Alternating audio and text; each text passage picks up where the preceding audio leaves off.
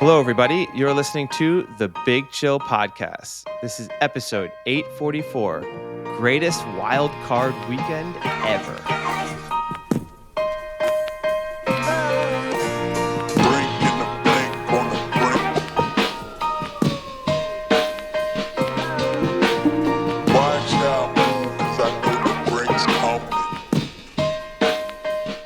Hello, Big Chillians, and welcome back to the Big Chill Podcast. I'm Frank, joins us with Eddie.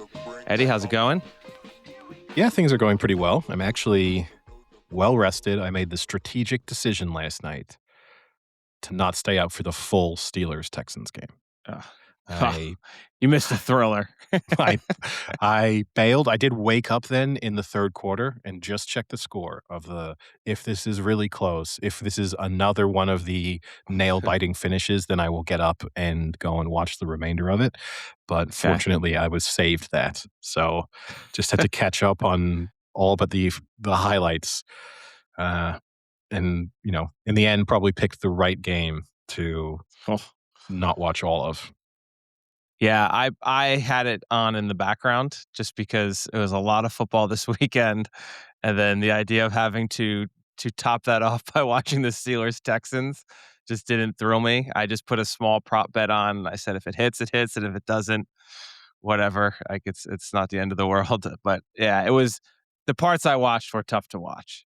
Even when they were scoring, it was like a really bad interception taken back for a touchdown or just like a really awful fumble. Like it was, even the good plays weren't very exciting. So yeah, I mean, let's be serious. Steelers didn't deserve to be there anyway. So They didn't. And we spoke about it last episode, right, when we were going through the playoff selections where, it's a shame. The Ravens didn't deserve to be there either. They're only there because they lost a lot of games. Yeah. But they put up a better effort. Had they made it, it's probably a closer game. And more importantly, as it's unfortunate that it was then positioned as the Monday night game because it kind of felt easy to dismiss. No matter who wins this matchup, I actually don't give either one of them a strong Super Bowl chance. So It's the easiest game to ignore, whereas pretty much all the other wild card games felt like they at least included a team who could make it to the Super Bowl if the stars aligned for them. Yeah, agreed.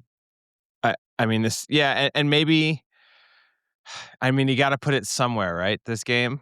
And maybe it's best to just put it at the end on a Monday instead of putting it on a day like a Sunday where people are going to watch the majority of the games. Kind of just throw this one at the end. Except historically, they've always stuck the early Saturday game is historically the worst game. That's typically what we've been used to. I would have guessed that probably would have been the worst game in terms of not like star power and things like that, but in terms of score line. I mean, I would have predicted that one to have been Rams by 20. Probably, yeah. It was they were the heaviest favorites, but it still included the third favorite to win the Super Bowl going into this weekend. It's true. I feel like the Steelers-Texans, that was the have fun being a playoff team. Whichever one of you wins this is probably losing next week in New England. That was the feel of the game. Yeah, and I mean, as we also discussed, they should just get rid of the Monday night game altogether because had there been 3 games on Saturday or 3 games on Sunday, especially with how good those games, there were 3 games on Sunday, 3 games on Saturday, or even 4 games on Sunday if you'd really wanted to. I'm not opposed necessarily to having overlapping playoff games, and you just have to choose which one you want to watch. No overlapping playoff games. Why? That's crazy. Okay, then do 3 on Saturday. Easy fix. Because the other issue it then creates, and obviously we can dedicate most of our time to actually looking back on what happened, but they then kind of screw teams over for next week because the schedule for next week, which now has the 49ers who played on Saturday playing the Seahawks who coming off a bye, and then the Rams and the Bears both playing each They're now playing on Sunday. Sunday, even though they both played on Saturday. So those are the other two NFC teams are getting an extra day rest. And No, the then Niners played on Sunday, by the way. I think you said Saturday, but they played yeah, Sunday, I didn't meant they? Yeah. played Sunday, but playing on Saturday against a team who had to bye. So you're getting a short week for the Niners, whereas you Oh, could have picked a team if you're gonna have a team play on Saturday, why not have the 2 NFC teams who both played on Saturday who then get a full week of rest? And then equally, they did the same thing in the AFC where you have the Bills who played on Sunday now playing Denver on Saturday. So again, a team with short rest, and then you have New England playing the winner of the Steelers, the winner of that game, who then also had a shorter week because they played Monday Night Football. So you've somehow managed to get 3 of the games with a team with a rest disadvantage, and that doesn't make any yeah. sense to me. Well, I don't think, but I think it might be. I mean, obviously, we don't know this, right? But I don't know if, for instance, Fox automatically gets the NFC game with like the number one seed. I don't know if that's Possibly. like, but if that's the case, then that's the Niners' fault for winning because they were the sixth seed. So Yeah. but seriously, but if you play out the favorites winning, then the Yeah, yeah. Eagles would be uh in On the Sunday night Chicago, game. and it would be the Rams who would be in Seattle, which would still, I guess, be a Saturday team. So Yeah. I don't know. That doesn't really That change things, but it would but still it be would on the AFC would have changed it. No, it I mean, wouldn't have, because that would have been even worse. That would have been even I've worse got because to that would have been the Texans playing the the Broncos. That would have been Monday night on a Saturday. but here, I'll blow your mind. Here's the easiest fix. 3 games Saturday, 3 games Sunday, wildcard weekend. NFC Saturday, AFC Sunday. And then the following week, same again. One dedicated to one conference, one dedicated to the other conference. And then by the time you get to the NFC and AFC championships, which will both be played on a Sunday, at that point, everyone's had a decent amount of rest. They're at least getting a Yeah. week, if not 8 days, and it's even for everyone. Why not do it that way? You could do a Yeah. whole lot of marketing and branding around NFC Saturday or AFC Sunday, however you want to spin that. You Why always not love to segregate, huh? but why not do it that way? It just makes so much more sense. It's okay just throwing out free ideas to make the NFL's scheduling challenges that much easier. But overall, we should focus on the quality of football over the weekend. I think it's arguably the greatest wildcard weekend of all time, considering the fact that 4 of the 6 games were decided by a single score, and 4 of the 6 games had the team that won take the lead within the final 3 minutes of that game. So you could Yeah. not have really asked for better as a neutral, or even if you were a fan of one of the teams. If your team lost, at least they were probably in it for a long period of that game, unless you were a Steelers or a Chargers fan, and just games that went back and forth. Yeah. So But my I mean, question to even the you, Chargers and the Steelers weren't out of it going into almost the fourth quarter. they weren't, but they They didn't weren't look totally in great. it either. Yeah, you didn't have great confidence going into there, but I mean, S even the Chargers was what? I think like 9-3 going into the fourth quarter. Yeah. So my question to you is, which of the games did you enjoy the most? Oh, I think definitely the Bears Packers. Really? Yeah, I just think one, it has the rivalry of being an interdivision matchup, and Ben Johnson has now made this like the biggest rivalry in all of sports, which is a really weird thing that he's doing, but I kind of love it. He's a little unhinged, and I kind of like it. Like he's finding ways to motivate his team, and that's great in year one. I don't know if this is going to be as successful in like year five, but I thought that was a good game because it looked like for a little bit that the Bears were done and out, and they did what they always do, and they, like, crawled back into it and just, like, refused to kinda give in. But then I think what made it really awesome is they started that comeback, and then the Packers went back up 11. Like, you saw that comeback coming, and you're like, "Oh, here they come." And then it was gonna be like, "Oh, the Packers are just gonna shut down." But then the Packers score that touchdown to go up 11, and you're like, "Oh, holy shit, they responded." Like, they're gonna take this. and then they still found a way to blow it. And it was a great. I think that was just a great comeback by the Bears, just constantly being in the game. And I just think for me, it was the best two teams in it. I think Okay. not in the playoffs, but I mean like Yeah, yeah. the matchup was like the the Bills Jags was a great matchup, but I don't still think the Jags are that great of a team. I'll disagree on that. I also disagree. I think of the 4 close games, it was my least favorite. All 4 were great, but I think the difference is the other 3 were really neck and neck basically the entire time. I Yeah. mean, We maybe the gotta send Rams you to Panthers. improv class instead of Oh, the I got like, a yes "You're wrong, and? I disagree." You could just yes and me. Like, "Yes, I you're could right, that do. was a great game, and I really liked this game." I'm acknowledging that all 4 games were great. I asked which was your favorite, and now I'm saying And you my said, favorite. "No, I disagree. No, you're But I wrong." disagree. Well, here's what I disagree on. First half, the Packers were great. Bears were terrible. Second half, Bears were great. Packers were terrible. And some of that's some of that's defensive adjustments perhaps from the Bears or them defensively stepping up, but most of it was just in the first half, the Bears completely got in their own way. They kept going for it on 4th down and never getting it and basically pushed themselves out of the game just unnecessarily. It was as if they were playing like it was the 4th quarter when it was the 1st quarter, and they were happy to go for it on, like, 4th and 5 from their own 35. Who cares? Just roll the dice. Let's Love let's it. pick up let's pick up the first down.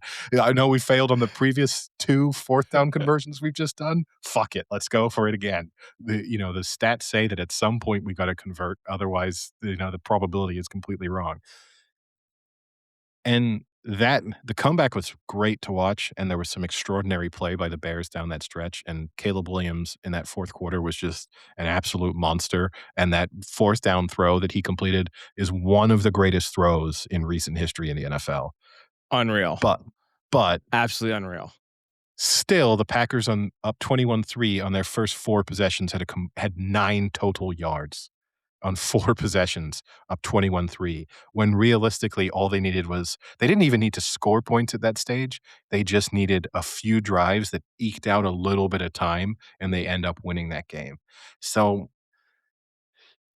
that's the problem I have with it. Still a great game, and when that game finished, it was set to be the best game of the Wildcard Weekend, I suppose, but I think the Jags-Bills game and the Niners-Eagles game, I enjoyed more just because I really didn't know at any stage who was gonna win that game, and that I would rather that. I'd rather 4 quarters of back and forth rather than just one team pulling off an improbable comeback.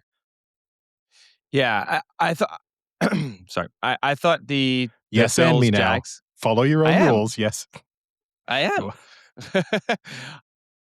I really thought the Jags Buffalo game was really good as well, and I enjoyed the fact that it literally kind of was what everyone said it was, in the way that the only way the Bills can win if Josh Allen kinda takes this game over and wins it, and it's kinda what happened, and he kinda did it, like, he didn't have the greatest stat line, and he didn't actually play the best I've ever seen Josh Allen play, but when you look back, I mean, James Cook, who they've relied on all season, had 46 yards rushing. The Jags did exactly what they did all year. They shut down the running back, didn't allow another 100-yard running back. He actually, for the most part, like, you forgot he was even in the game at points. Cook, he had like one nice run he kicked off. Otherwise, it was just 2 and 3 yard runs. And it was literally just Josh Allen just doing whatever he had to do, running the ball, just demolishing people, getting pushed for 11 yards by all of his linemen. That was really fun to watch, and I enjoyed that. And I thought Lawrence played okay. I think that was one of his better playoff performances, not enough. He only has He's 3, just right? so yeah, So it's but I top mean, 3 no matter what. yeah, let's put it 2, I guess. It's just tough with him because he has some plays where you're like, "That's why he was the number 1 pick." And then you have other plays where he's like, "Why is this guy still in the NFL?" And I don't understand why that is. Like I can't figure out Trevor Lawrence at all. Yeah, I mean, I agree. Josh Allen was great in that game, and that fourth quarter was kind of monstrous from both teams. You know, you're talking about a game that going into the fourth quarter was 13-10, and then it's touchdown, touchdown, touchdown, touchdown on the next 4 drives. And then unfortunately for the Jags, again, that becomes an epic fourth quarter if the Jags can pull off some score there. Like, ideally, if they just kicked a field goal and forced it to overtime, then it really feels like that was an immense fourth quarter. And it's a little bit of an anticlimax given the fact that they had more than enough timeouts Yeah. to drive down the field and then just didn't pull that off. It also saved the McDermott conversation about if he blew, I mean, no timeouts actually, sorry. But McDermott, if he blew the handling of the first and goal when Yes. choosing not to kneel or fake kneel or however you want to do it, and instead just Josh Allen punched it in immediately and gave the Jags what they had So it was. a minute and 4 Yep. seconds to drive down the field. And no timeouts. They had burned their Yeah, last timeout on the 10-yard push-pull Josh Allen run yeah. that you think should permanently be in the NFL. I just think that's a joke of a play. The fact that, again, the only Hey, way that's what this you makes wanted, wasn't it? Didn't you say 8 weeks ago you think players should be able to get picked up and carried? I It's do, but basically yeah, what they did. but again, it only makes sense to me if you can then force negative plays. So I'm all for that, but then I also want the next time Josh Allen goes for a tush push and the defense just starts to win the battle at the line of scrimmage, that they can force him back 12 yards. And how much more interesting would that be in a way? Because you would then have the possibility, there's a certain sense of inevitability now when you're like first and goal and from the 1 yard line and you're just going to tush push. And as long as you don't have a false start, they're getting in on 4 attempts. If there was a possibility of they just dominate the line of scrimmage and suddenly it's second and goal from the 5, it at least mixes things up. But yeah, that was a joke of a play. That shouldn't be allowed to just basically form a ruck that you would have in rugby and just push Josh Yeah. Allen 10 yards forward. It's stupid.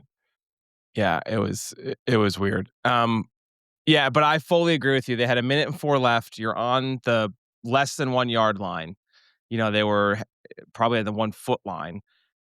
And all you need to do is just I would take one knee, get it down to even if you got it down to 30 seconds and you got a little nervous, Yeah, I think you could only do one because if you do more than one, you can't turn it into like, well, they uh-oh, wouldn't need to do more it's than one. I mean, like, I think you go no, you no, even yeah. just cut 25 seconds off the clock, you know what I mean? And Yeah. then call a timeout and then run a play. Give it to them with 30 seconds left. That's with no timeouts, you've maybe got 2 plays in you there at most.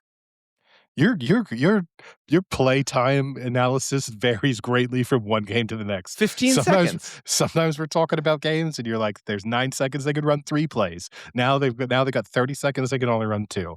But I agree with you. You do it once because you don't want to get too smart and that gives you 3 attempts to punch it in. The challenge here is that obviously the Jags were gonna let them score because it was in their interest to let them get in. So it's a little tough to do without losing yards and putting yourself in a position where you're actually less likely to score. That's the only tough thing.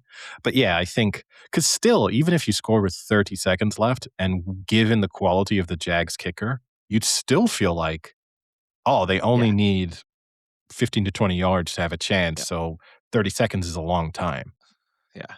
And As that was the really disappointing part of maybe why I didn't pick the Jags game as the best because I would have loved to have seen them get not so close and kind of question how far they would have risked trying to let him kick versus doing a Hail Mary. Like, do you think they mm, send him out for a 70-yarder? yeah. And that would have been awesome. I That think would he have has been a better so cool to see him try and kick a 70-yarder to which would have sucked would have brought it to overtime. It wouldn't have been for the win, but still, well, like, I to als bring him to also he probably just would overtime. have missed it. But Who that's knows? well, he missed a 40-yarder in the game? Yeah, it's because he kicked Uh, it over the fi stadium. 50 They couldn't 54 see it. yarder. And I mean, and that's the thing, right? Again, it's easy to rave about Josh Allen, and he was good, but ultimately, this game is lost because the Jags miss a field goal. They turn it over on downs, going for on it on 4th down in the red zone, and then they throw, and Trevor Lawrence throws 2 interceptions. So, like, as good as Josh Allen was, it was some poor execution on the part of the Jags, plus some good defensive play at key moments. And the disappointing thing there, and this is not me putting my Niners hat on. The reason why in the end I kinda like the Niners game the most was because the end really came down to the Eagles in position to win that game with seconds to go, whereas the Panthers got the ball back and then just couldn't really do anything. And then same with the Jags, they got the ball back and you thought you were set up for this firework ending, and then it's just like 1 incompletion and an interception, and it's game over. Yeah. Yeah, that was disappointing.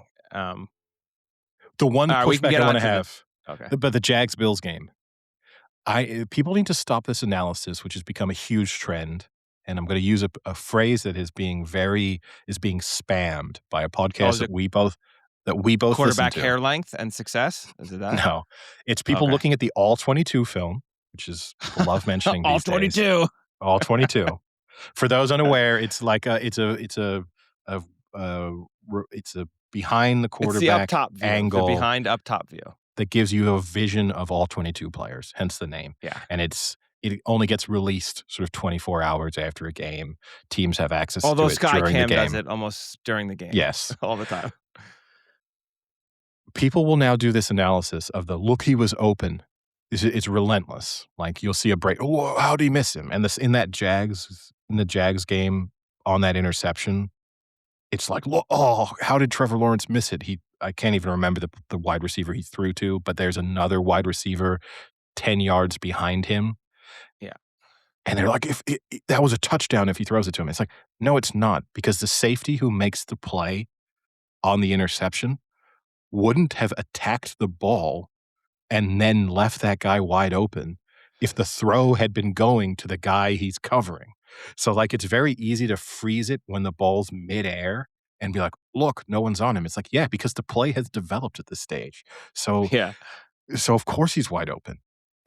Like, it's as if people think that every defensive player sticks to their exact sort of coverage scheme the entire play, regardless. Now, maybe the Eagles kind of did that on that play with McCaffrey. But at a certain moment in time, the play starts and you can abandon. Like if you're on the left hand side and the play's gone to the right, you're not just going to keep covering this guy pointlessly for the remainder of the play. Yeah. Yeah. Oh, I can't believe you brought up the all 22s. So annoying. Are we a real podcast if we don't mention the all 22s? Yeah, I guess. That's true. Okay, then let's get on to your second favorite game of the week, the Niners Eagles. I'll tell you why I did not pick this as my favorite game. I thought it was a great game. It was exciting. It had the great ending where the Eagles had the chance. I love the narrative of Brock Purdy just being a guy who can make a terrible mistake and just completely forget about it. Like it is impressive that he can throw an interception and that next drive try and make throws that are like equally as tough to make and not care that he's thrown 2 picks in the game. I really respect that from Purdy. Like he's a gunslinger, but like not a true gunslinger, but a gunslinger in the sense that like he has a very short-term memory. And I really like that about Purdy. The reason, actually, this is kind of petty, but the reason I didn't love this game is the Eagles looked pretty crappy and they were kind of awful to watch at points. But to be at home and to have your fans booing you after the first quarter is so fucking embarrassing.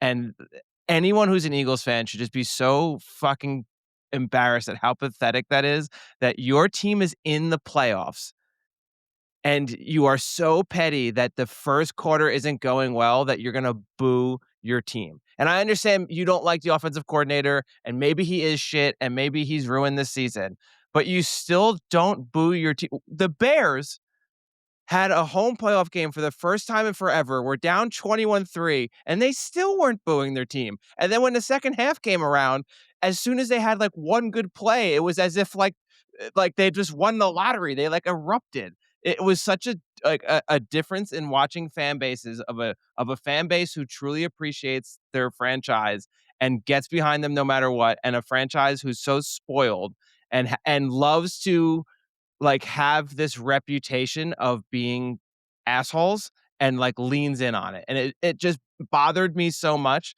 that it almost made me like hate watching that game.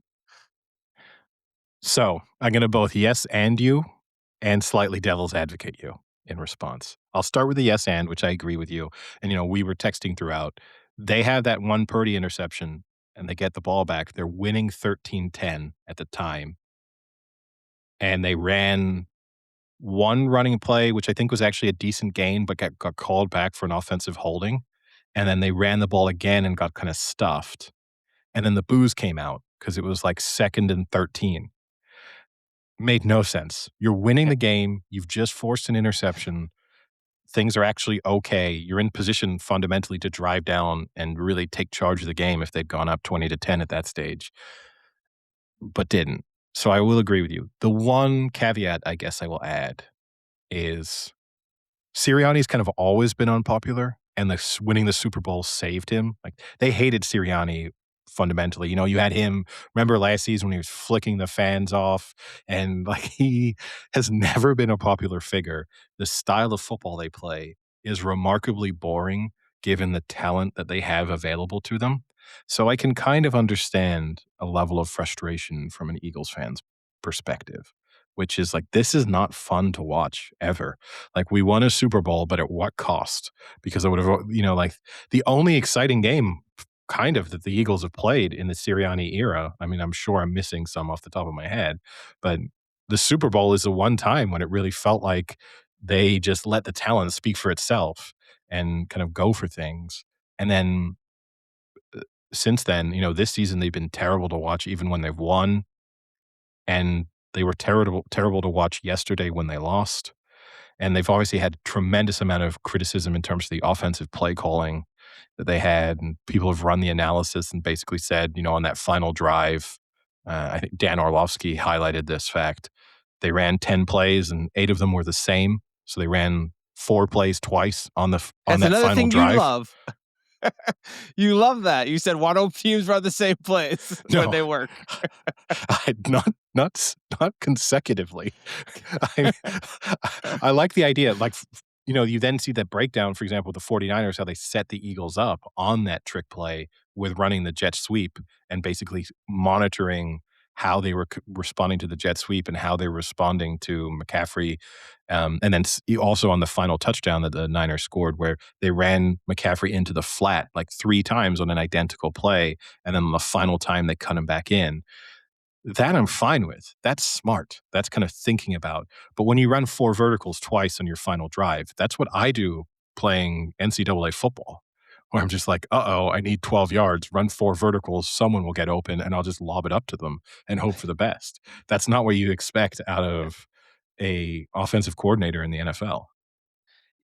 Yeah, and look, I'm fine with fans hating the coordinators, hating the coaches, and even disliking player performances. That's fine. But during a game is not the right time, especially a playoff game where your team should supposedly have an advantage because they're at home, but yet they're the ones getting it from the crowd, which could potentially affect their performance. And you cannot tell me that some of the players on the Eagles would not be easily influenced by fans booing them and things like that. There are players on that team that are very fickle with what's said about them and said towards them. So it just really angers me that as a fan going to a game, a playoff game, if you want to say you have a job or responsibility, besides you really don't, like you're just watching a game. But if you have a job or responsibility, it's to make it tougher for your opponent and make it easier for the team you're rooting for. And when you do the exact opposite, that's just so pathetic. If after the game you want to go and you want to blast everyone and call radio stations or whatever, that's fine by me. But like during the game, even if you're losing, try and get your team back into it, give them the best chance to win. Like that's what you're there for. And it's just so frustrating. No, I do agree. In a playoff game scenario, I do think fans at a certain moment in time, the only opportunity you have to have vocal criticism of your team often is at games. So, but that the point at which you turn on a team, you need to be the Browns or someone like Yeah. struggling year in year Yeah. out, where Let, that's where you have yeah. to stop being a fan and you start just being like a professional critic. But I mean, look at this. I've just shared an image on my screen. Big Dom wearing his headset, ready to call plays. That wouldn't make you Why does he boo have if it yeah, if they were booing Dom, I would be all for it. That's a different story. I think Dom put his name for head coach, in the ring there, or put his name in the hat there. you know Uh, why he has a headset uh, on. why is that? Because well, he got banned from the sidelines, when he had that fight with the 49ers with Greenlaw, and Yeah, basically they said that a security person can't have the type of access that, Big Dom has on the sidelines. So the Eagles gave him this bullshitty coaching position so they can justify having him on the sidelines, and I think as part of that, in order to justify the fact that he is actually kind of a coach, they stick a coaching headset on him. what an absolute. Do they also stick his 24 karat gold chains that are all over him too? Is that part of being a S coach? See, seeing How this about image how and about his pizza sauce stain on his t-shirt? Do they give him that too to make him look legit? seeing this image is interesting, and we'll post this on our social media, so follow the Big Chill Podcast on Instagram and Twitter. This raised the issue of the evolution of Big Dom, who's been with the Eagles for 20 years, but he didn't always have this look, this kind of Italian Guido look to him, because he previously looked like this. So, for a long time, he looked pretty normal, and then he's Yeah. gradually started Oh, no, come on. Yeah. embracing this He's idea and throwing the chains on and putting the yes. tinted glasses on and being an extra from The Sopranos on the sidelines. Whereas when he started in his security position, he just looks like a fat Yeah. guy who got asked to stand next to the head coach to make sure. I still don't know Yeah. exactly what Big Dom's going to do. Like if I had attacked Andy Reid, Big Dom is the person stopping me. I don't quite understand how this works. Yeah, he'll just sit on you. But, yeah, no, like, it's 100 he is like a Barstool character where, like, he finds something that people think is interesting or fun and just leans into it so much that it then just becomes him. I mean, that is 100% what's happened there. I mean, that picture you showed me of him on the sidelines is ridiculous. He's Oh, he got, looks like like he's it's a got a Halloween costume. tracksuit half zipped up. He's got a white t-shirt underneath with gold chains hanging off. He's Multiple got chains. pizza sauce stains on his white t-shirt. Right, there's no pizza sauce stains, but there are multiple chains, and he has, like, tinted sunglasses that also Yeah, have sort of gold frames on them. it's So insane. he is playing a character from The Sopranos at that stage. It's insane. Yeah, and But it then I guess the raises other oh, go ahead. Do you have more Dom well, talking points? more Eagles talking points because it raises the Okay. interesting question. We've had quite a lot of NFL firings so far, and this can also help us transition to a two games. Do you think two of the guys who were head coaches for the Wildcard Weekend will lose their jobs or will step aside? So Sirianni at risk of being fired, and then Tomlin more likely if he's not at the Steelers anymore that he will choose to leave, but a possibility that he could also be fired. Yeah. So the first one, Sirianni, I think has to be a hard no. I mean, I get this season maybe is disappointing, but let me just run through the last 4 seasons.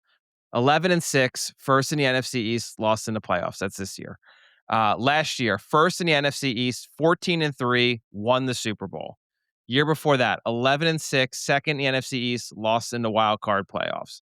Year before that, first in the NFC East, and then lost in the Super Bowl to the Chiefs. So in the last 2, 4 years, they've made it to the Super Bowl twice, won the NFC East 3 times. You cannot fire someone for that type of success. That is insane. If you wanna say if you tell him, "Hey, listen, you've gotta clean house, you've gotta get rid of your offensive coordinator, he can't draw up a play on Madden, like, he's done." That's fine. But you cannot get rid of a coach who in 4 years has won you 3 divisions, won you the Super Bowl, and made it to the Super Bowl in another year. That's crazy talk. The Tomlin thing, I also think, again, like we talked about this a few weeks ago, as a Giants fan, I know what it's like to have the complete opposite and have a coach come in every 2 years and do terrible and be consistently bad. So, it is really nice to have that type of longevity and consistency, but if you truly think that that is a Super Bowl winning team and he is prohibiting you from winning the Super Bowl, then you fire him. But if you think that, then I think you need to look in the mirror and fire yourself because that is a fucking terrible squad they put together. I don't know what Like that that is means. like you cannot tell me if anything he overachieved with that squad this year. But Like isn't that, that the point? Like, isn't Mike but he's Tomlin, not the general unfortunately, manager. I know, but maybe the general manager is doing his best to try and get them high draft picks, and every year Mike Tomlin gets in his way by eking out 9 wins.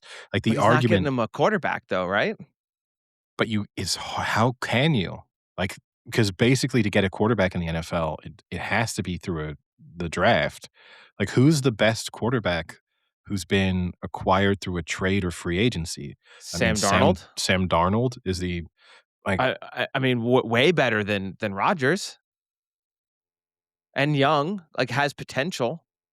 yeah, I mean, he's the only one you could say.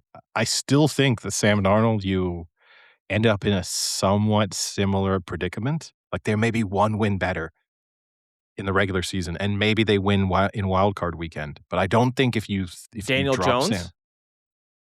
as it transpired, would have been a better move. But going into it, I mean, you or I probably would have made that move because we've been fully out on the Aaron Rodgers experience for some time now. But But that's the thing is like who wasn't? Like well, besides the Steelers general manager. he convinced a lot of people over the course of this season, and that's the thing I don't understand. And we both know it because we watch and consume a lot of NFL related media. And going into that game last night, the talk was like, "Oh, the Steelers maybe should be favorites. Like they've got a really good chance of winning. Like this is a good Steelers team." And in the end, Oof. I don't know what people were thinking there. yeah. But you know, he did kind of trick people into thinking that he was playing pretty well and that the Steelers team actually was playing pretty well. I think they just got lucky in a few games that they won, which Yes. with hindsight, like I still don't know how they beat the Lions. I'll never understand it. That Nope. game looks bizarre to me. They were exposed in different moments. They were exposed when they lost to the Bengals when Flacco had been there for 12 hours. Like it's they weren't a good team. But yeah, I mean, that's the only argument is that Tomlin is too good at his job to let the team become good. Yeah. Maybe. I just think he's not getting much to work with, but Oh, still is agreed. being decently He's over consistent. No, he's overachieving. For sure, he's overachieving.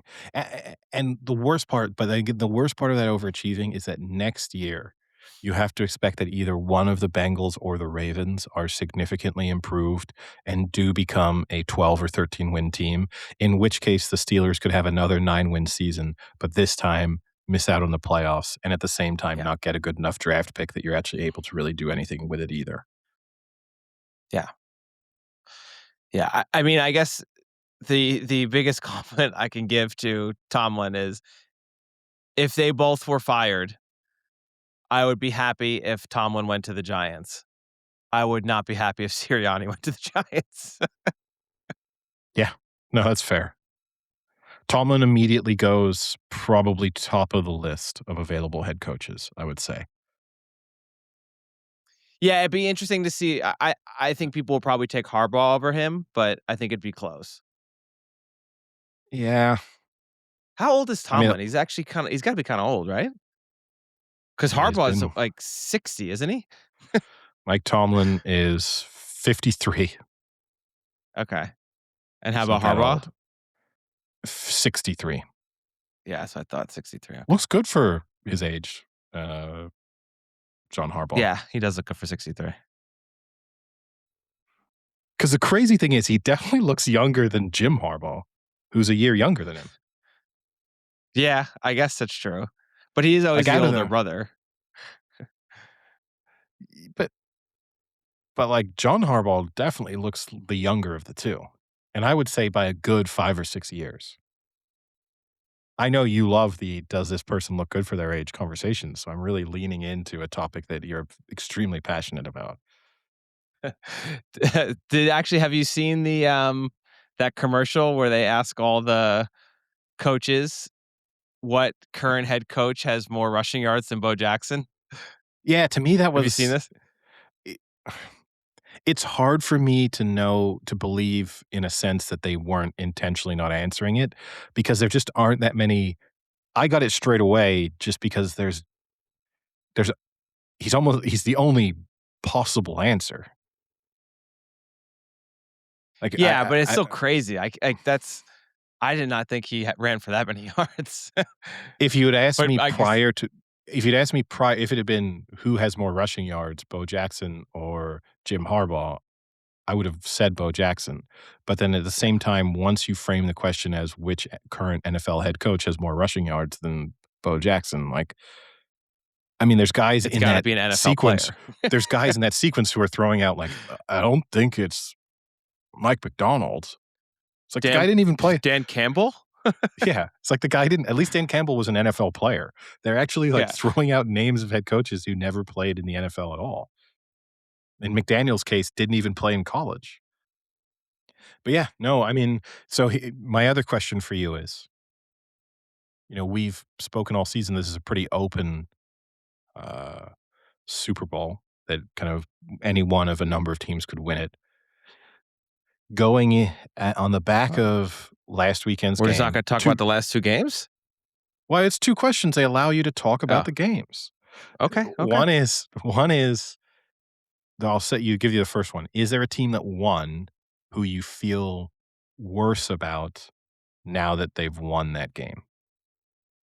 If you see what I mean, like their Yes. Super Bowl chances you thought coming into this weekend were greater than they were coming out of it. Yeah, I mean, I think maybe the easy answer there, unfortunately, is the Niners with losing Kittle. Like, not by their performance, but by the fact that now they've lost another big star, and at that point you could maybe argue is their number 1 receiver or at least probably the person they would want to target the most in, like, a big situation besides McCaffrey, and they're just running out of options, and actually, Tongas isn't that bad, but he's still not Kittle in terms of the ability to both catch and block. I think Kittle is, one of the obviously best tight ends. So I feel slightly worse, unfortunately, about the Niners because had they had Kittle, I actually feel better about the Niners. It's one of those things where that injury kind of flips them a little bit for me. I thought maybe I'd let you jump in. Oh, sorry. I was just giving you time to No, talk. I thought I The thought pushback I on the figured you'd have a Niners comment. the pushback I would say on the Niners is that I agree with you. The losing Kittle is a big blow because he's the safety valve in a lot of situations and kind of, yeah, their go-to receiver in terms of volume. There it is impossible to have watched the last 2 weeks, though, and not feel slightly more positive about their defense because those were still this in the Seahawks loss, which, okay, the Seahawks blew a lot of opportunities, but still to keep the Seahawks to 13 points and then to have that defensive performance against the Eagles where they didn't force turnovers but consistently stalled drives, made the Eagles settle for 3 points. I think it's impossible not to feel slightly better about their defense on the back of those 2 consecutive performances in big games. And you should hope that at some point Pearsall maybe is reappearing, and maybe that's next week. And so if Pearsall comes back and Kittle's out, I'd still rather have Kittle, but at least that's something. And then on top of it, all reports are Fred Warner is reappearing at some stage in Oh my some god, really? capacity. This No is way. The Niners have said basically for the last few weeks that he could definitely play in the NFC Championship game and that he would 100% be playing in the Super Bowl if they were to Oh make my it. god. That'd And be that awesome. there was an outside What about possibility. Kittle? Kittle got a chance to come back? I don't think so. I Damn. don't think so. And I do feel bad that there was all that weird conspiracy theory talk about the the electricity, and then I love that imme theory, and I wanna be on record. I heard about that theory before, uh, other podcasts have talked about it, like, for yeah. some reason, it had popped up on my Instagram, like, the day that someone had released that. I kinda love that theory. It is not real science probably for the most part, but it is a great theory. I guess for anyone who's listening who doesn't know that, the Niners are by, like, what is it? Like, some sort of I don't even know what the proper term is. It's not like a electrical plant, but it's something. No, it is an electrical plant, I Oh, is it believe. just an electrical plant? Okay. Yeah. I thought it had, like, a special name. It may do, but It's like a substation or something like that. yeah, it's an I don't know electrical enough about electrical substation. plants. Yeah, I don't know if enough about electrical substations to know, but I guess I kind of love should the given my idea. current line of work. Yeah, it's interesting because obviously when you have this weird element of Niners players consistently getting ligament and tendon injuries, it seems strange. The thing I don't like about it is some people's analysis of it. And because there's a greater frequency of not only Niners injuries, but players playing even road teams playing at Levi's Stadium, there's a slightly higher, rate of injuries in that way. But what I don't love about it is people speak about it. I would have thought the argument for it is that training consistently near there is Yeah, more likely to be sort of like weakening a tendon or a ligament, and so that explains, say, Kittle injuring himself this weekend, not the idea that as soon as you sort of step foot within this sort yeah. of this area that your tendons and ligaments are immediately weaker. That to me is a little bit harder to believe, but I mean, Yeah, it's been I think all most scientific response to it has been that yeah. it's complete baloney, but who I knows? love I love that they were like, "Yeah, that's why you see people who work in electrical plants all the time are just popping ACLs." There was Yeah, some I pretty mean, good feedback on it. in fairness, most people who work in electrical plants don't also routinely get sort of pushed out of bounds by a 250-pound man. So there's Hey, you don't it's know what not they do really at a night. like yeah, it's not often a like for like comparison. I guess, yeah, the other game I would say maybe I don't feel as good, but I never really felt good about them was the Patriots. I understand they won that game and 16-3 maybe kinda makes it sound like a blowout, but offensively, they didn't look that great, and the Chargers aren't a phenomenal defense. I mean, they're an average, let's put them at the, I don't know, 10 to 10 range, bottom of the top 10, 10 to 15 range defense, and next week they have to play the Should we say Texans. top 9 to top 13? Just to No, they're not 9. 10 to okay. 10 to 15, I'll give them. All right. But I mean, didn't look great against the Chargers. Had so many opportunities considering the Chargers were like 3 and out every drive and still only put 16 points up. And now they're gonna have to play a Texans team who last night almost killed Aaron Rodgers multiple times. I mean, at points it looked like Aaron Rodgers didn't want to come back on the field. I would be a little nervous if I were the Patriots. And I understand the Texans aren't that great offensively, but this could be an ugly game. I also agree with you that I felt slightly worse about the Patriots coming out of that. I mean, I wasn't as you know, I was very down on the Chargers coming into the playoffs. So it was not surprising to me that they just put up a massive turd in that game. But I also kind of lost a little respect for the Chargers. Again, to have a little coaching inconsistency criticism there. The decision to go for it when they had the ball inside the 10 the first time, and then they get the ball back inside the 10, the subsequent drive, and this time they settle for the 3 points. I understand that the idea is, well, if you get inside the 10-yard line twice and you come away with 0 points, that's gonna feel like a loss. I actually feel like that feels less of a loss than we got in there. They've broken our spirit in terms of our confidence in our ability to pick up a yard, pick up 2 yards. And so the fact that I think as a Patriots defense, you walk off that field and say, they were inside our 10 twice and they came away with 3 points actually sounds better than they were inside our 10-yard line twice and they came away with 0. And from that moment on, I knew they were lost. There was no recovering from that decision to just take the field goal. Yeah. The only Yeah, I was gonna say I was gonna try and defend them slightly and say maybe they learned from the first time that like, "Oh shit, we can't do this. Let's just kick the field goal." But I think at that point, maybe you just don't learn and you try and say, "Hey, 50% odds maybe aren't so bad. We lost the first time, maybe we'll get it the second time." And also, in the classic, again, what NFL announcers, commentators love to do, on 3rd and short, they ran the ball, which the typical thing everyone says is, if you're on the ball on 3rd and short, then that's a sign they're gonna go for it on 4th down. They've already made that decision. And here they ran the ball on 3rd down and then kicked the field goal.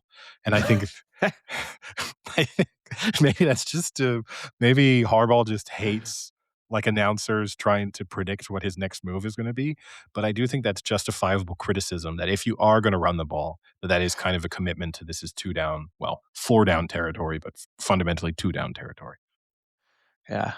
Speaking of which, announcers, we talked off podcast in our one of our little group chats we have about that my dad was taking these games a little too strongly in his emotions and was getting very angry at like every play and every player. At one point, I don't know exactly what game this was, but he was so angry at the game that he actually took it out on Greg Olson. And he said, "This fucking announcers are terrible in this game." And I he like just Greg took Olson. shots at Greg Olson. And I was like, I like Greg Olson. To be honest with you, I like all of the current NFL announcers. The I I do understand some criticism of the fact that I don't even know if I Ooh, a lot of sighing here. I don't know what's going on. well, you can convince me that Al Michaels there's not much enthusiasm in his calls now, and that, for example, at the end of that game, he's just, like, calling it as if it was a meaningless play at the beginning of the first quarter, and there's no real response to big plays happening. That's the only person I'd be a little bit critical of, but for the most part, I think Tom Brady's become way better and is much Yeah, more interesting. Romo has settled I down. still love Romo. I still really like Romo. I hate people critical of him. He couldn't keep doing the predicting plays Yeah. all the time. That was annoying to in a large extent to have him just be like, "Gonna be a run to the right," and then it was play action. It's like, "Okay, that looks kinda stupid now." But, uh, I think all of them do a good job. Collingsworth does a Yeah. good job for all the hate he gets. He's still fun to listen to. He is. Yeah, he's funny. Yeah, no, I think I honestly though the only thing Olsen kind of gets screwed on is I think he has the worst of the announcer guys. He's unfortunately the second in line for Fox because Brady's their number one. So that's a little unfortunate. That kind of he always feels like they're like second string. But actually, I think Olsen is really good. I enjoy his analysis because he still kind of feels a little bit like a player in some of the things he says, and like if it's a big hit, he kind of gives like, "Oh, that one definitely hurts. I can tell you right now." Like he's got some of that cool commentary, so I kind of like that. I mean, as long as none of them are Gus Johnson, I'm fine.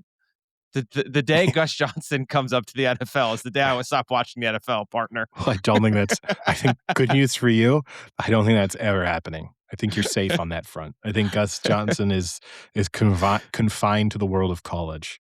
I'll take Al Michaels being monotone 11 times out of 10 before I take Gus Johnson freaking out over 3-yard gain on 3rd and 30.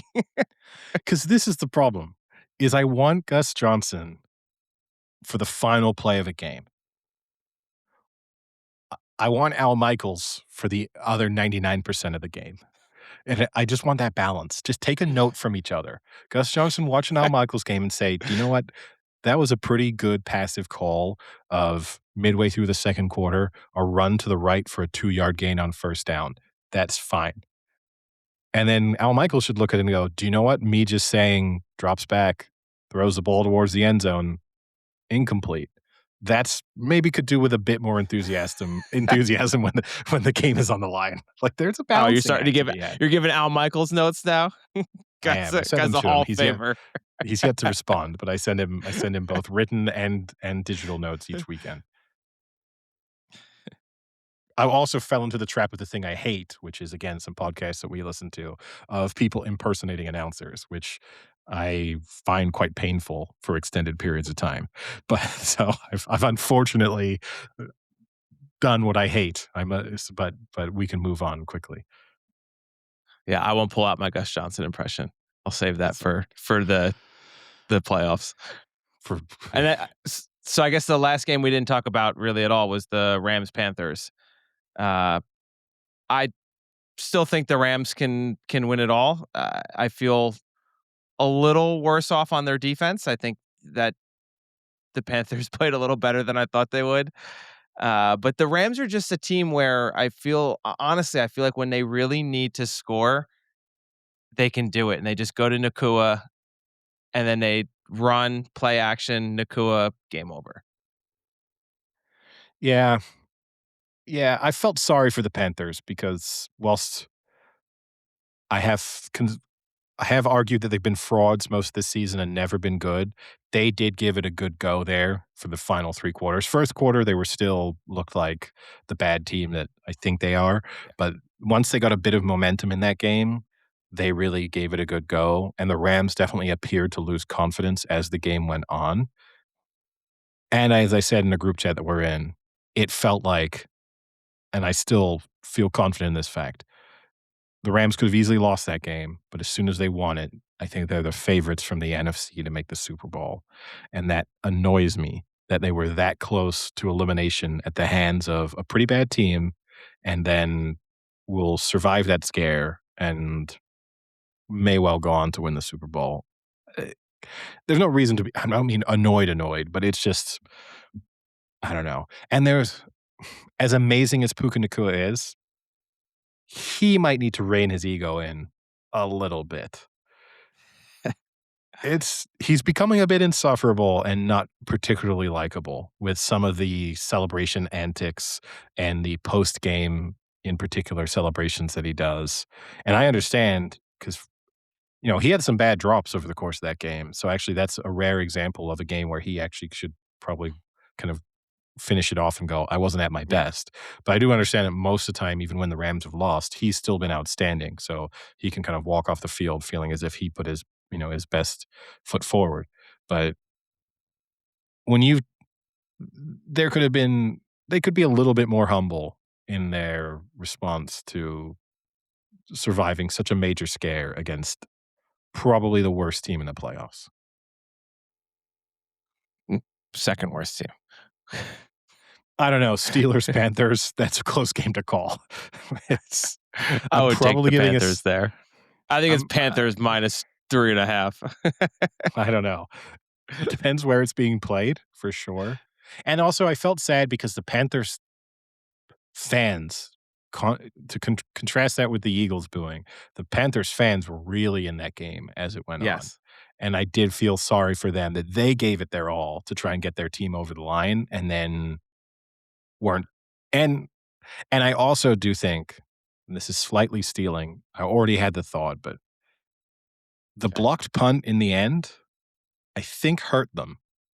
Because I think given the idea of not giving the other team too much time to score, they would have been better off having a 60-yard field and being in a position there to drive down and eat more clock and kind of control their own destiny. Whereas, as wonderful as it was to be put immediately in scoring position, ultimately it meant that they couldn't manage the game clock in the way that they probably would have liked to, given the danger with the Rams is we know how quickly they can move the ball downfield when they're desperate. Yeah, we saw that. I mean, that was clinical, that last drive of them just going down. Arguably, again, score too fast. Like, that Yeah. was the weird thing about it is that, yeah, the takeaway was like, "Oh my god, they've left the Panthers an opportunity here to at least tie the game." And again, that did not materialize. No, that got shut down pretty quickly. And now I asked you, which of these teams did you maybe lose slight confidence in?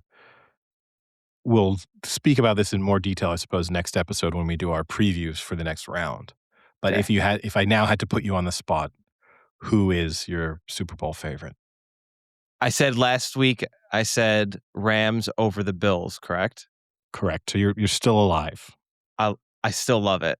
I like it more now. Okay. Okay. And that you have a bet on that, right? Don't you? No, because I have the Bills and the Packers. That's done. Oh, so that's done. that Yeah. was that was that was. Uh, that's tough. I guess we didn't speak about the possibility there in terms of coaches fired. Is the Packers, who LaFleur is facing a huge amount of criticism for how he handled that second half. He only has 1 year left on his contract as well. So even if he isn't fired, there's a strong possibility here where his contract, which was expected to be renewed this offseason, may not be renewed, and they may give him a final season to try and impress before deciding what to do with him. Yeah. See, now I am this is tough because Sirianni gets criticized a lot, but at least he's won Super Bowls and he's gotten to Super Bowls and he's been successful. LaFleur, not as much. And I would actually argue, I think the Packers have a better roster than the Eagles. I think still we overrate Jalen Hurts a lot. And I don't know how good Jalen Hurts is if he's not on the Eagles, who have an amazing offensive line for the last 5 years.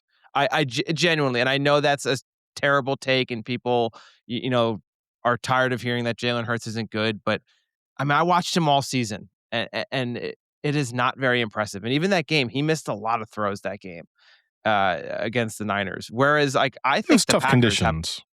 yeah, okay, tough conditions. You're an NFL quarterback. Tom Brady at pregame showed you exactly how to throw the fucking ball in tough conditions. Okay, without people running at him or moving parts, but yes. He I'm said, "You sure just I'm gotta, you just gotta throw the nose of the ball down." That's he said. That's all you I'm gotta sure do. Jalen Hurts could have done exactly the same demonstration pregame as well. Probably postgame too, just couldn't do it Yeah, when the game was actually going on. but I mean, the Packers have a stacked team. I mean, this is a pretty. I think you should be disappointed if you're a Packers fan to not only lose in the first round, but to lose to the Bears. Your division rival. I think you should be pretty. I think you should be more upset about that than if you're an Eagles fan. Yeah, uh, one thing I will say, I did love that they picked up Trayvon Diggs, and a big deal was made out of that. He played 1 snap. Yeah, They yeah.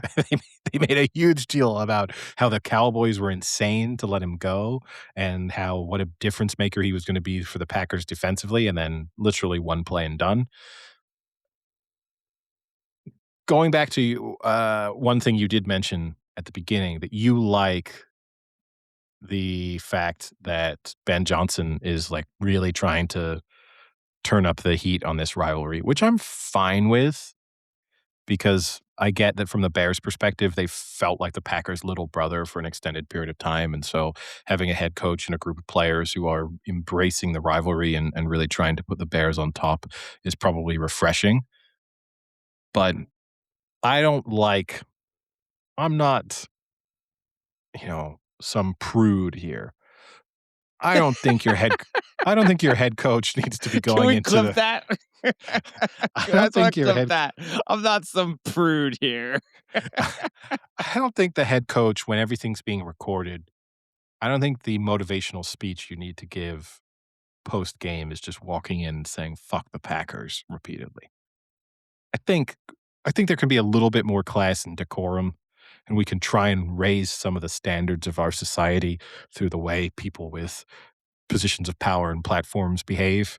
And, you know, they don't need to be throwing on suits and fedoras on the sidelines, but I do think they could be, carrying themselves with a little bit more respect for their opponents. And I think the handshake thing too is just kind of douchey. So like because honestly, if you hate the guy that much, don't even do the handshake. Pick which one you're on. Either think that the You have to handshake do is the handshake. you don't know. Either You do. say either say the handshake isn't important So post-game interaction of respect between two coaches. Therefore, you give it the importance it deserves by properly shaking someone's hand, or you say, "I fucking hate that guy. I don't even wanna touch him." So you don't do the sprint by He's got and briefly cooties. briefly brush hands with him. Just say, "You know what? No handshake for him." That's you can go soup Nazi on him. That's Man, just be sta you're no prude, but you can't have receivers be confident and celebrate. You can't have coaches be excited and want to start rivalries. You can't have security guards with pizza stains and gold chains on the sidelines. What kind of NFL do you want, Eddie? no fun God. league. Yeah, it's you are the no fun league. You be the commissioner. After every play, people have to thank and congratulate everyone on every effort they've made. Oh, Be that would be super awesome. respectful. I May I love those please get the clips. ball for third down? Thank you. I love those clips when they get tackled and they tell each other, "Nice tackle, big hit," or they help other players up. I've never understood this is a very American concept that, like, you have to help your teammates up, but you never help an opponent up. Like, that's a very American sports culture to me that I've never really got, like and that both people get it's worse in the NBA where the guys are not I get helping your quarterback up because he's legitimately just been hit by a massive man and pads might be out of place and you need to kind of help someone in that instance. And you've also got a handful of seconds with which to get prepared for the next play. But NBA players who, after they get fouled and they're on the ground, then sit around there for 15 seconds waiting for two teammates to come and help them off the ground because these big athletic guys can't get off the ground by themselves. That has always bothered me, always will. But anyway, I've taken us off on a tangent there. I just think I worry for the Bears, and you know I love this. This is a talking point I use consistently. Was that Eddie, it's their just Super locker Bowl? room talk. It's just Was locker that room their Super talk. Come Bowl? on. You know, they again went out post-game with the cheese graters on their heads, and then they grated cheese on the broadcast and stuff. Maybe just cool it until because all of that will look kinda bad. Like, the Packers will sort of feel like they've won that exchange if next week the Bears go and lose badly. Maybe, but I think you need to enjoy the little wins, Eddie. This is a franchise that for a long time has not been successful. Let them enjoy nice They wins. haven't been that unsuccessful. We've both Eh, watched them in a Super Bowl. I mean, yeah, they've not been great, but sometimes, again, they speak about it as if they're the Browns. Like, this is a team throughout I don't even know how many times the Bears made the playoffs in this century. It's probably at least 7 or 8 times. 4? I think it's more than that. They definitely with Jay Cutler, they made the playoffs a couple times, didn't they? Obviously, they did with Rex Grossman when they made the Oh Super my Bowl. god. That Rex Grossman game. Poor Rex Grossman. Yeah, poor guy. He responded to people telling him "poor guy." Saw an interview with him, like, 2 months ago, and he said, "You're gonna tell me, like, you feel sorry for me? I was an NFL quarterback, lived my dream, and played in the Super Bowl." Like, what do you do? Is that what he said? Yeah, that was That's basically amazing. he I was like, love it. "People tell me all the time, like, they feel sorry for me or, like, that I'm the butt of jokes of bad NFL quarterbacks or the worst NFL quarterback to have started a Super Bowl." And he's like, "I don't care. I didn't even expect when I was in college to make the NFL. Then I made the NFL. I was a NFL starter for several years and started in a Super Bowl. Like I had a life that was better than I could have possibly imagined." It's a great response to, some guy on a couch being like, Rex Grossman really must suck to be him." So since 2000, the Bears have made the playoffs. This better not be Copilot telling you this because we are a non-Copilot It's podcast. Gemini. Thank you. I'll trust it. So they made it in 2001, 2005, 2006, 2010, 2018, 2020, and 2025. So this year. So 6 So times and then this year, yeah, right? uh, Okay. yeah, and basically, Yeah, that's more than I thought. and this is now 3 times in the last 7 years. It's a lot. 2020, 2018, Okay. and not only that, they So not in They've 5 years, though. not in 5 years. And within that too, so that's Super Bowl in 2006. 2010, they lost in the NFC Championship game, admittedly to the Packers, so that hurts more. 2018 was the double doink game, the stupidest name, but that was the Double double doink doink. game. Which again, they should have won that game. That was a wild card though.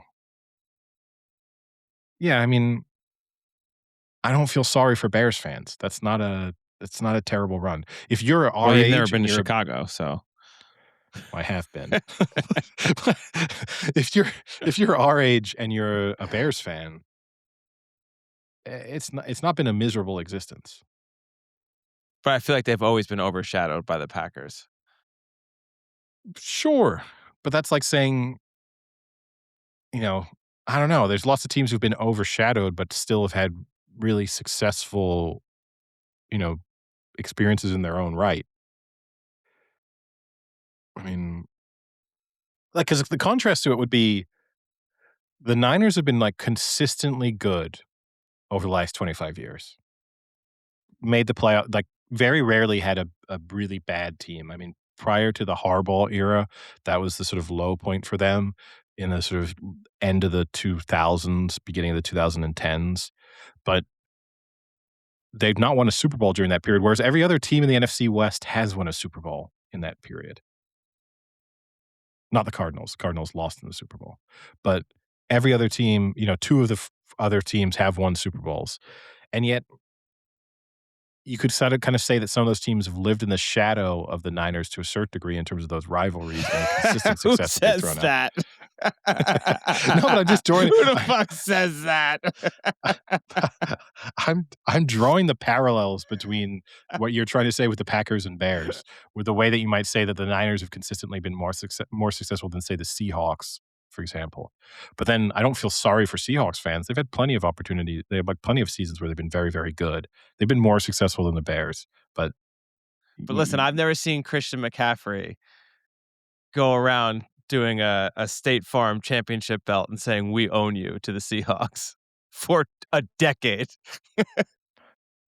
well, it's because we got super humble quarterbacks have been playing. If For 49ers. anything, that should be the Packers' defense. Is they should say, "Hey, listen, Bears fans and Bears players, we understand you don't like us, and we understand that the Packers organization was very disrespectful to you when we owned you for the last 10 years. But that wasn't us. That was an asshole who's now on the Steelers. So take it out on the Steelers. That was Mr. Take it out on us." That was Mr. Discount Double Check. Yeah, that wasn't. We never approved of that, but we let him do it because he was good. It is funny because it is a rivalry largely driven by one massive dickhead. It is. It's funny too. I do give Rodgers credit. The fact that he has one of the more iconic NFL celebrations. And it's like it's only him and Cam Newton, I think, on the Terrell celebrations Davis. Yeah, but that they consistently do that I could say someone does it and you go oh, I know exactly who that is. And then Rodgers has tried to do it again in Pittsburgh with that weird Mario jump that he does quite consistently now. In a league that the NFL players love choreographed celebrations, but they're not good at coming up with individual iconic celebrations. And Victor Cruz. Rodgers, the salsa dance. Short-lived, but the salsa dance is pretty iconic. Yeah, but I think that's tough because a lot of I think a dance, you can't have ownership of a dance because a lot of NFL players dance all the time. But not salsa You need dance. the Superman celebration or the discount double check. You need something that any fan could do. Like and the then Cole Palmer? Yes. And then immediately everyone knows who that is. The same with the Ronaldo, the Sue and stuff. You can do it and then everyone knows, oh, Ronaldo. Cole Palmer, yeah, you do the freezing thing, which a lot of players are now doing. But yeah, I love it. I'm surprised NFL players, for all the planning that goes into their various celebrations, that more of them from a branding perspective haven't thought about how can I have Caleb Williams? How can I have the Caleb, the celebration that This guy's no, I mean, it doesn't it kinda surprise you? Yeah, I mean, Caleb, if anything, took the Cole Palmer celebration, and then he He also just did. did the turnaround. That should be his celebration. He throws like a good touchdown pass, and before it goes in, he just starts walking away. The turnaround. Yeah, but then every once in a while, that's an interception, and then it's a meme. Well, too bad. Then it's that is that little the meme of the kid with the house on fire behind her. Like, Yeah. that's just all it turns into. Yeah, it's gotta be an actual celebration when you know something when the touchdown has been scored, the big first down has been obtained. Kittle has the little weird dink thing that he does, but it's just not big enough Oh, for the he adds the salt to the meat kinda thing? yeah. Like He does that. like the It's at Emeril least Lagasse? yeah, it's at least identifiable, whatever it is he's kinda doing, it's at least identifiable, but he's not a big enough star for it to really be Turns out like a it's a thing. highly sexual thing he's doing. Highly inappropriate sexual activity he's doing at a celebration. You don't even wanna know what that means. Alright, so any other It's talking uh, points? just to answer the Oh, Kittle's celebration origins, it comes from a wrestler. WWE. Of course it does. I coulda guessed either WWE or video games because he's like a 12-year-old. He's a great 12-year-old, but he's a 12-year-old. Yeah. He is the perfect example. Remember a couple weeks ago when I said that person had commented we have to start treating athletes like they're just little kids in big, big bodies? Kittle is the personification of that. Yeah, He's a very except with friendly small little kid. arms. Yeah, he's a very friendly little kid, so it's the perfect combination. But yeah, he just loves Legos, wrestling, anime, just Yeah, video games, loves yeah, Halo, dresses up as Halo characters for Christmas. yeah.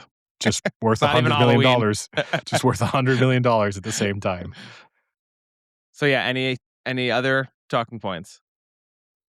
No, I think that's pretty much it. I guess the one question I would ask you, neither one of us is are big Bryce Young fans. Change your opinion on Bryce Young at all? Yeah, it definitely bought him another year. Well, I yeah.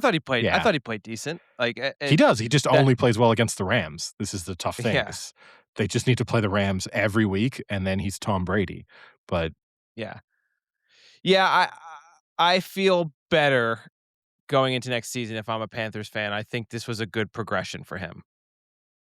And alright. now has more Well, we'll talent around him as well. You know, like I think having T-Mac, drafting T-Mac is a big addition, and he'll be very good next year. I mean, he was good this year. He might win Rookie of the Year, but I think he'll improve a lot in the offseason as well. And having a full year of him and Young together in training camp and stuff will definitely help. Yeah, I think if you're a Panthers fan, I think you can be a little optimistic next year. I think you've surpassed the Bucks in terms of potential. yeah, they're definitely come into it as favorites to win that division, but it's just such a tricky division. Like, you can give a legitimate chance to all 4 teams next season. That's the tough thing. You know when I knew they had a chance, though, talking about celebrations? When McMillan made, like, it was maybe his 2nd or 3rd c catch, they were kinda driving down the field, and then the camera did a close-up on him, and he winked, and the camera just happened to catch the wink. It's not like he wasn't, like, right in front of a camera making the celebration. But at that moment, I knew the Panthers had a chance. That was such a, like, quiet confidence moment where it's like, "I think this team legitimately believes in themselves." Yeah. No, they're the team that nobody believes in, Eddie. Yes, but you gotta be worried about the team that nobody believes in, but they also kinda don't believe in themselves, and you also have to be wary of the team that nobody believes in, but then they believe in themselves too much. But So, you also have it's to be weary of the team that everybody believes in, yes, but the betting public doesn't believe it because then that's a team that is going to win. yes, and you also have to be wary of the team that everybody believes in and everybody is betting on, because that team could also lose. Yeah. Yeah. And you have to be wary of a coach who was once a quarterback and was on a team that nobody believed in and did well in the playoffs. Yeah. We're obviously referring to the Bill Simmons playoff manifesto for those of us unaware, who he tried to add the latest rule on the last episode, which was one of the more specifics in speaking about the Eagles. you have to be wary of the team where they don't like each other and they are 3-point favorites. It's like Yeah, wait, highly, no, highly. no. The best was it was you have to be wary of a team where the players don't get along well with each other. That same fucking team won the Super Bowl last year. They But it was literally high. won and they hated each other. But but they can hate AJ each other Brown was and reading books on the sidelines. but they can hate each other and be underdogs because he was specific. It's like, and they're 3.5 point favorites or whatever it is. But the Eagles You have had to to. have been favorites all of last playoffs. Like, it was the Uh, dumbest thing I've ever heard because literally, no, I do it's the agree with. exact same Look, team. you can't And they do won. you can't do real analysis of the playoff manifesto. It's all over the place. Oh, so funny. Anyway, moving on to uh, nothing college related to catch up on. Obviously, next episode we can speak a bit about the preview as well as the next round of the playoffs. Also preview the college Well, championship the game. championship. Yeah. Oh, yeah, yeah, okay. Yeah. Yeah. Uh, Premier League off week. It was the FA Cup. Everything mostly went to form, aside from Crystal Palace, sadly. And Manchester United lost, but I'm not sure if that's not going to form at this stage. Then there was a change in, I guess we have to say, Real Madrid change in manager there because Xabi Alonso is out. So that's a reasonably substantial change, midway through the season. I will mention I watched Match of the Day, iconic program here in the United Kingdom, had an interview they did with Felix Stark, who's the CEO and co-founder of the Baller League. You probably I thought haven't you were seen gonna say it. he's the CEO and founder of Stark Industries. I was like, no, my friend, that's Tony Stark. You may have seen some of the Baller League clips online. It's just an insufferable sort of semi-sport appealing to YouTube and Instagram and TikTok reels. He claimed that I've it's never the seen it. What is it? Is it it's kinda like what happened at the end of Happy Gilmore 2? it's not too dissimilar in a way. It's, Okay. it's it's I don't even really I'm not watching enough. It's arena, it's indoors. I think it's 3v3 or maybe it's 4v4, maybe it's 5v5, and then at a certain moment in time, they do some weird shootout Oh, scenario. yes. Yeah, yeah, yeah. Okay. Yeah, yeah. Like, and there's some ex-players involved and stuff, but then also just YouTubers. It's this weird combination of things. I have never watched it. I will never watch it, and I'm even sad that I'm mentioning it. But he claimed that it's the most watched sports league in the United Kingdom for ages 16 to 28. This is like when Dana White claimed that the Slap League, like, had more social media following than any other major sport in the United States. This is a sign that we're nearing, you know, capitalism is nearing its end because you just have heads of leagues, heads of companies that can just make wild, completely unsubstantiated claims publicly, and no one really challenges them on it. I don't know how he's basing this. That, like, it just makes no sense. He can't realistically think that more people are watching this than the Premier League in the UK. Factoring in too, because maybe they're adding up Instagram views, TikTok views. But if you did the same for the Premier League, it would just be astronomical. Anyway, that was my only comment. But I did want to bring us onto it's been a while. Oh, man, it's been a Live while. Golf. Oh yeah, we have to talk live golf. So I have to. I don't even know what that is. That's the live golf theme music. Oh, I kinda like it. Yeah, If it's I a had little known Game that of was the Thrones music the ish. whole time. Yeah, but Well, you Game of definitely know Thrones, a some little music. Scottish twist. We've used that before because there was a moment in time where we spoke about live golf quite a bit, and that's why I have that in our media drops. So you've definitely heard it previously. You've also attended live golf in person, so you have They undoubtedly just heard don't that play music. that. They don't play I that doubt music there. you probably play it every hole, and you just weren't paying attention. But yeah, this could actually be finally the end of live golf after Brooks Brooks Koepka Koepka? has left live golf and announced his return to the PGA. He did so with a very emotional uh, social media post, basically saying it's always been his dream to play on the PGA. as a young kid, and so he's really happy that he had a chance to play on it again. It's not like he actively chose to leave by himself. Um, so And, he wrote, okay, go ahead. "I want to thank my family and my team for their continued support throughout every step of my professional career. When I was a child, I always dreamed about competing on the PGA Tour, and I am just as excited today to announce that I am returning to the PGA Tour. Being closer to home and spending more time with my family makes this opportunity especially meaningful to me." I don't understand. They all left the PGA Tour in the first place to go to Live Golf because they wanted more time with their family, and now they're leaving Live Golf because they wanna go back to the PGA Tour so they can spend more time with their family. I don't understand. A, I don't get why golfers aren't spending enough time with their family as it is because they mostly get to dictate their own schedule, and then on top of it, how is the landscape changed that drastically in his couple of year absence that now suddenly the PGA allows him the personal time that he needs. Yeah. Yeah, it's a little crazy. And then I guess for those aren't aware, it came with a lot of re- restrictions, I guess you could say, or penalties. So he is allowed back under the rule, which is the one-time returning member program that applies only to players who have won a major since Yes. 2022.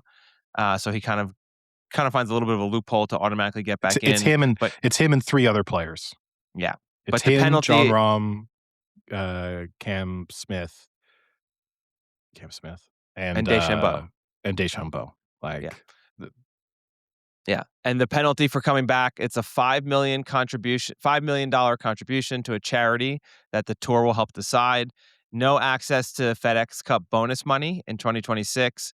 No sponsor exemptions to the 20 million signature events, and no equity grants in the PGA Tour for the next 5 years, uh, which they predict based on Kepka performing at the level that the financial repercussions would be anywhere from 50 to 85 million.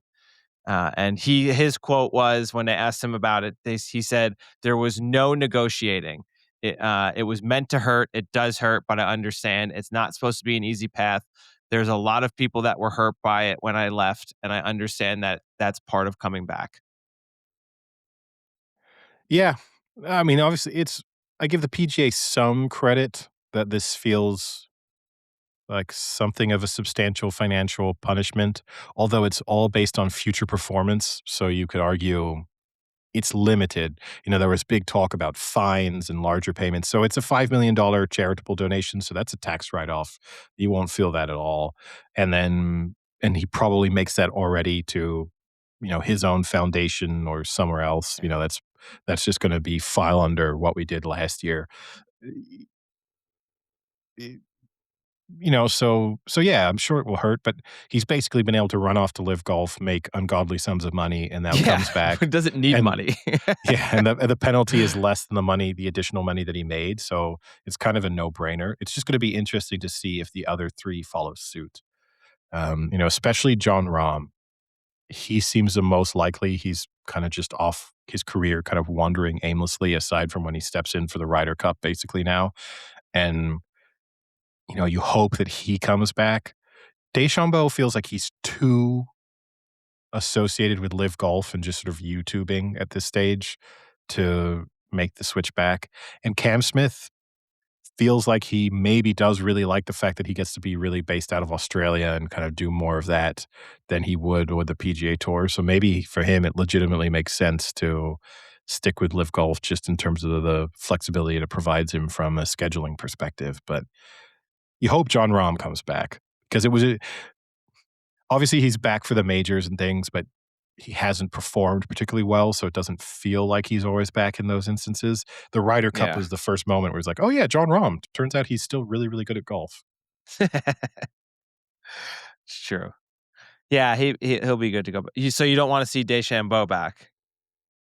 I mean, I would look, in a sense, I'd happily see all of them, and I think golf needs big names, and, it would really spice up this season if you had these sort of 4 returning Live Golf players, and that added to some of maybe the tension and animosity, but the reality is, it's been long enough now that I think people have just kind of forgotten about the Live Golf PGA divide, and I do think Deschambeau, he so heavily focuses on his YouTubing that some of which he would not be able to do as a PGA player. I feel like if I'm him, I go to Live Golf now and I try and renegotiate my deal, and I want even more money because if Live Golf is going to is going to continue to even exist temporarily, they absolutely need at least 2 of those 4 to remain. And, they now have all the leverage. So, yeah, if I were him, I'd just ask for more money, stick with Live Golf, play the majors, kinda do nothing else. I mean, it's an amazing life, right? It's an amazing life either way, but and ultimately too, Brooks Koepka is probably now the worst of the 4 of them. Yeah. When he Yeah. left, it felt monumental. I mean, due to a lot Uh, of injuries. I mean, he's not been healthy in, like, 5 years. he hasn't, but he also just doesn't seem to care about golf. Now, going to Live Golf may be the thing that kind of settled that mindset, but, He's got a you little know bit of a he's got a little Ben White in him. yeah. Where like, "This is my job, and I'm good at it, and I make a lot of money, but that doesn't mean this is what I absolutely love to do and will do, like, all day, every day." Yeah, like, there was no chatter, for example, about Brooks Koepka, let's say from, like, Ryder Cup purposes, he's not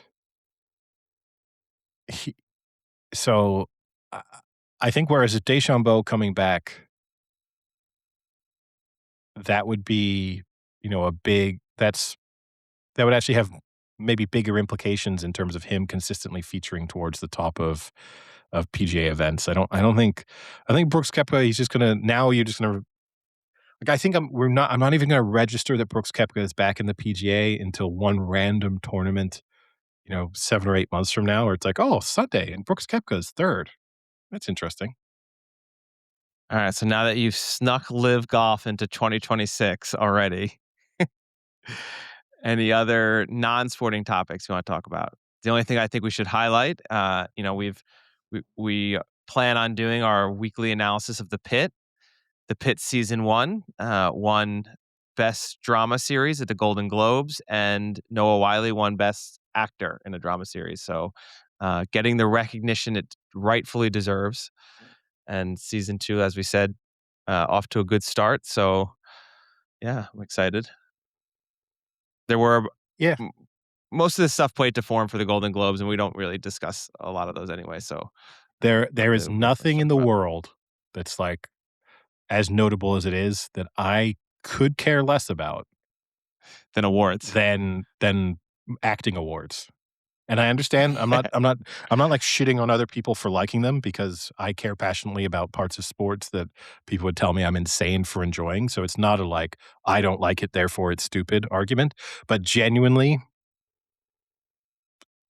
to say it doesn't move the needle, the monitoring device doesn't even know it exists as far as I'm concerned.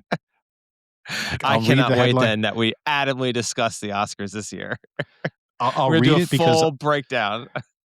the only reason I'll ever look at the awards is just because I do pub quizzes and trivia and stuff, and so there's part of me that goes, "I should probably know which movie won Best Picture or who won Best Actor this year at the Oscars." Everything else I just ignore. I saw Amy Poehler won for the Best Podcast, whatever that Yeah, that means. was gonna be my next thing I was gonna say is that we were But snubbed, but in the future, when we do win, I will say that these award ceremonies are the greatest thing on earth. If that if that ever occurs, I'm happy to do a complete 180 on this, but until that day happens, I could not care less. perfect. Alright, anything else? Oh, I got a gym etiquette question for you. Okay. Been So, you've been to my gym, it's reasonably large, there's quite a lot of, like, stations, machines, very few times of the day when you might have to change the order in which you do things because there's someone using something, but it's Yep. not like you're kind of lost in a, like, "I have nothing I can do here, I need to wait for a space to open up." So, I was lifting weights the other day, and a guy came up to me What do you and are you on, like, dumbbells? chest press machine. Machine or like a Shoulder bench press, sorry, press? shoulder press. No, Machine. no, the machine. Okay, But the machine. yeah, The machine that you load weights onto, not like onto, a yes. Not like a Cybex machine. Okay. Yes, Yes. you're loading plates onto the machine and doing that for Got it. shoulder press.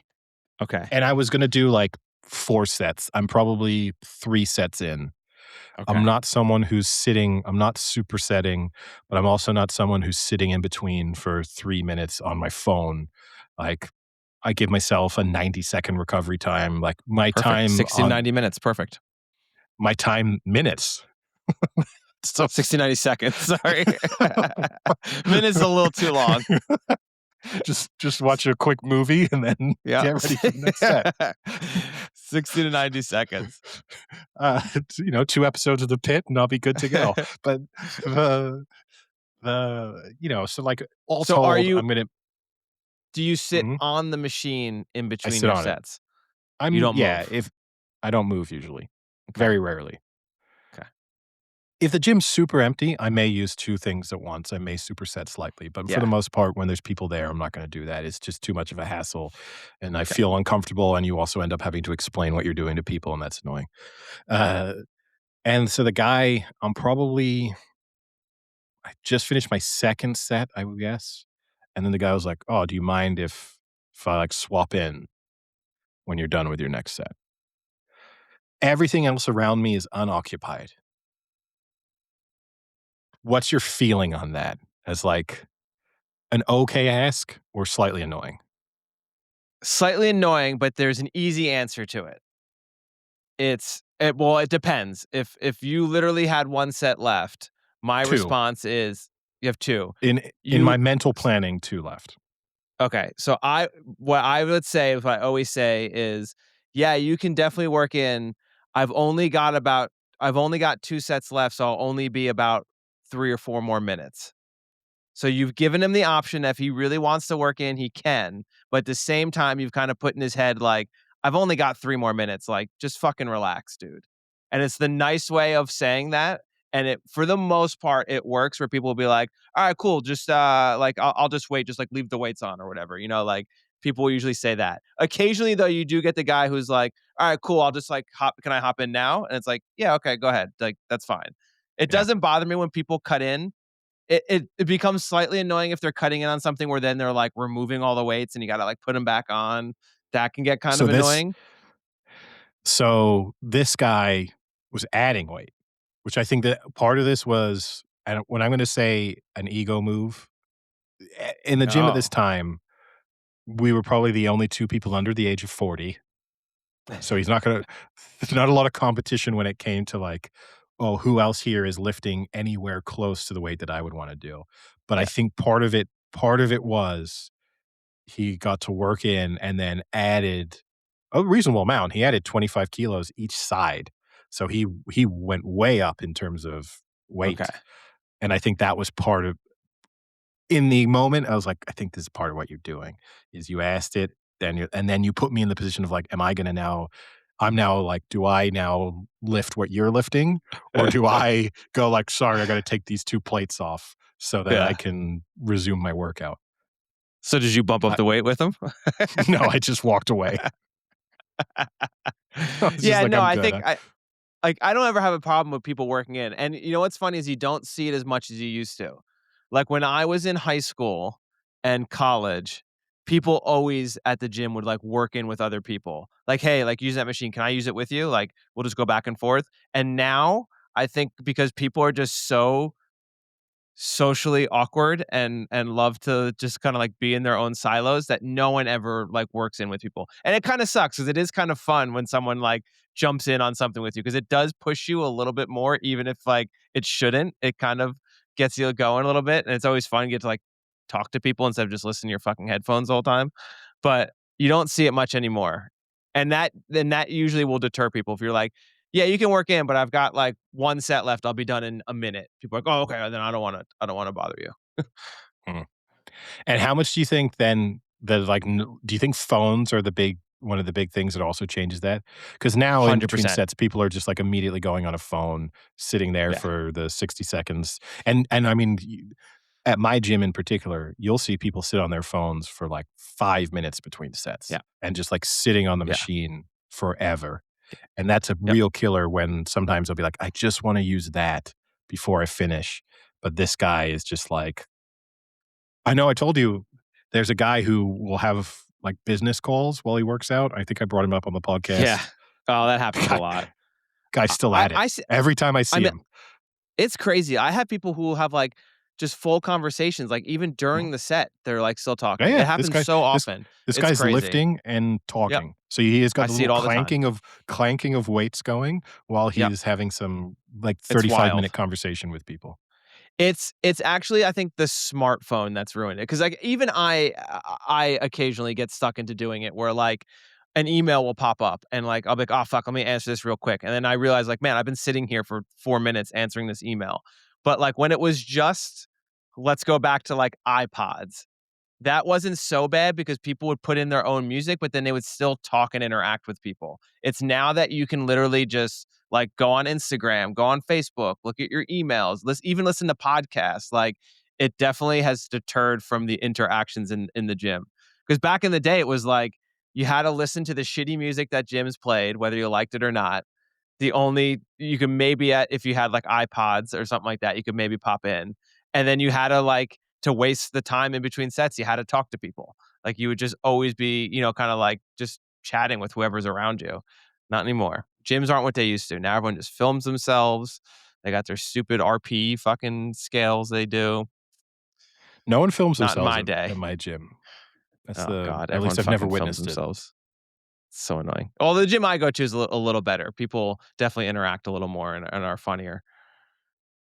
You get a lot more interactions at my gym. I enjoy it. Any pickleball updates? I know you've been playing quite a bit. Any major updates Uh, to share with the audience? let's save it for next podcast because I have the tournament coming up on Saturday and Sunday, so we can discuss some strategy and some optics of that. We'll save that for the next one. All right. Any major tips you want prior to taking to the court? How's your wrist? I know you asked me about it. Wrist's a Wrist little recovery. sore. You know what? You don't notice it until I do things like when I'm typing a lot, and I'm like, "Why is my left wrist only sore? Like, what's going on here?" But definitely a little sore from trying to work on my, like, a little forehand and my drop shots, but, yeah, no, not too bad. Definitely learning. You need practice. That's the problem, is I don't have, like, the hours put in of like, I would do really well if I just went to our local pickleball spot for an hour, set up the machine, and just took 100 forehands in a row. The Like, machine. yeah, they have machines at the I one we know, go but to. They have are you gonna invest in one of these? no, they Oh, you have can them rent there them. for, like, $3, you can rent one. Yeah, Oh, for the wow. hour. Yeah, it's nice, It's not bad. like, yeah, it would be really easy because, like, even when we play, like, I'll play right now I'm playing 4 hours a week, but in those 4 hours, I probably only hit a certain shot maybe 10 times, so, like, you don't get the full practice of it. Even serves, you don't get it. Like, I would like to just 30 minutes just work on my serve, just straight, but we'll see. We'll see how this tournament goes and how quickly I can go pro. So, All right. Well, that's something for our listeners to look forward to. all right. With that, we'll call it a day. Sounds good. All right. Talk to you later. See ya. Cheerio.